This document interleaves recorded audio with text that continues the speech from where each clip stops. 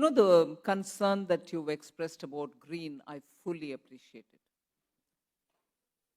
There was a time when we thought very landlocked kind of cities and towns are the ones which suffer from very severe air pollution and so on. I take the example of Delhi, which is unfortunately severely affected. And also very many solutions are being discussed. But we've not seen considerable progress. And there was also this feeling from people like me who come from states which have coastlines, and therefore Mumbai, that the sea does the good cleaning job for us every day. So by the evening you get fresh air and so on. But this time Mumbai has suffered, despite the sea and so on. So I think to answer the question, the budget does speak about it. It's not just speaking about greening ourselves. It's not speaking about transitioning into from fossil fuel to renewable. It's also talking about waste management. How you treat your liquid wastage.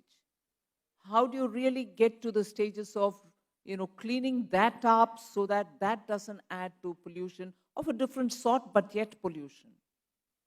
Dry waste, humongous waste in metropolitan cities where our population is such that there's a disproportionate planning for managing dry waste also. You end up having huge piles of dumps, which themselves generate certain gaseous air, which affect us. So urban planning, and I must, give a word of compliment also for the ministry.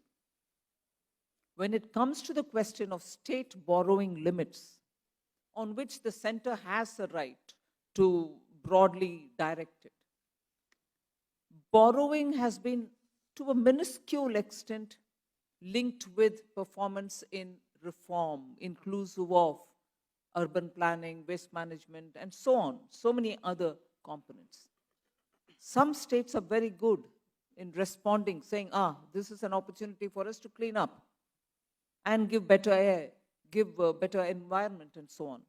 But many others don't respond. I don't attribute any malafide, but sometimes they're rather slow in responding to it. They think it's a big burden on them. We are not allowing them to freely borrow and so on. But these are ways in which we are trying to incentivize both treatment of waste, better urban planning, and also making sure that effluent treatment plants are encouraged. Even if they are common effluent treatment plants, please do it. But do it because they bring a big difference.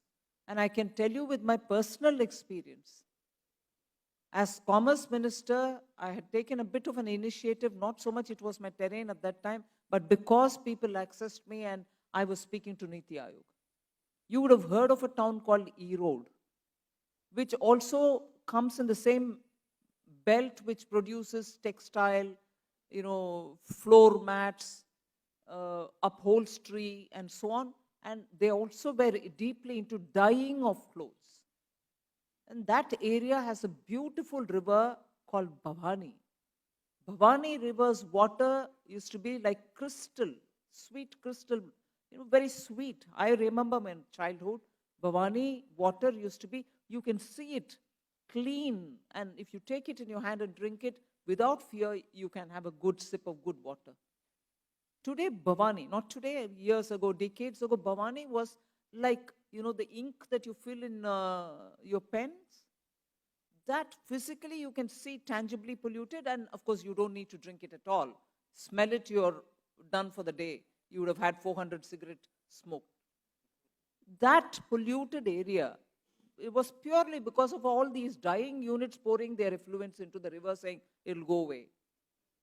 But I was happy the industries there together came up and said, we want to have a updated, they had some effluent treatment plants, but they came together, and luckily at that time we were very quickly able to ramp up some funds and give them something like 250 crores or something. Don't pin me down on this number, but approximately something of that kind. Today I'm glad to say the same industry set of cluster people come and telling me, water relief. It supplies usable water to their households after this.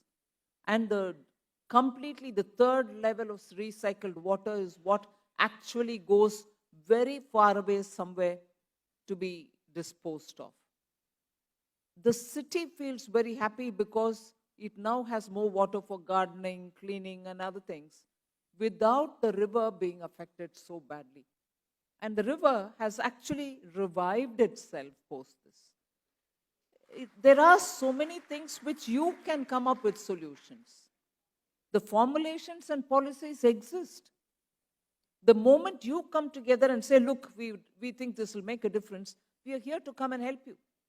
So I would, suggest, Anant, given your position as a leader of business and media, you should mobilize Mumbaikars, and I'm saying this with my Deputy Chief Minister here, former Chief Minister of Maharashtra here, and I'm sure we'll seek their cooperation as well. You mobilize and form clusters for waste treatment. I'm sure the state government will be quite happy to formulate and forward it to the center. And although I'm not from Maharashtra, I respect the state for very many things, inclusive of its literature, language, the dedication it has for music, the various fantastic cultural centers. Maharashtra deserves a lot more. And I'm sure Chief Minister, former Chief Minister, Deputy Chief Minister will forward your, clustered requests. And purely because of my admiration for the state, I'm not an MP from here, I'm not a whatever from here. There are stalwarts from this state, I respect all of them, but still I'll do my little bit to make sure this is moved faster. Mumbai deserves to have better climate. And I'm very happy you asked this question.